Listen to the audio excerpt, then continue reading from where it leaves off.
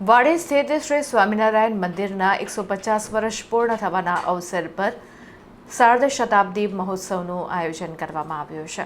સંસ્કારી નગરીના આંગણે ભક્તિ, શક્તિ અને સંસ્કૃતિના ત્રિવેણી સંગમ સમાન આ મહોત્સવે સમગ્ર વાતાવરણને સ્વામિનારાયણમય બનાવી દીધું છે.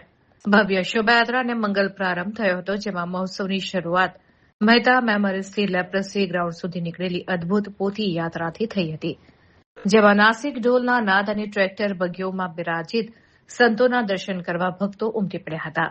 તો મહિલાઓએ મંગળ કળશ અને પુરુષોએ પવિત્ર પોથીજી મસ્તક ઉપર ધારણ કરી ભક્તિ નૃત્ય કર્યું હતું.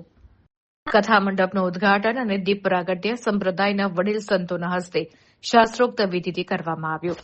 આ પ્રસંગે આકાશમાંથી થયેલી પુષ્પ વર્ષા અને રાત્રિના સમયે થયેલી આતશબાજીએ ભક્તોને મંત્રમુગ્ધ કર્યા હતા. 25,000થી વધુ હરિભક્તોની હાજરીમાં આદિવાસી નૃત્ય અને સ્વાગત નૃત્ય રજૂ કરવામાં આવ્યા હતા.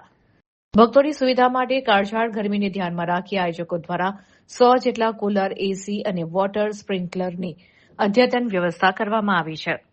તો વધુમાં સવારે 8 વાગ્યે મહાવિષ્ણુ યાગથી પ્રારંભ થયો અને બપોરે તેમજ રાત્રે પૂજ્ય નિત્ય સ્વરૂપદાસજી સ્વામીની અમૃતવાણીમાં કથા યોજાશે. તો રાત્રે 10 વાગ્યે ભવ્ય શ્રી ઘનશ્યામ જન્મોત્સવની ઉજવણી કરવામાં આવશે. વડોદરાના ભાવિક ભક્તોને આ દિવ્ય મહોત્સવનો લાભ લેવા ભાવભર્યું આમંત્રણ પાઠવવામાં આવ્યું છે.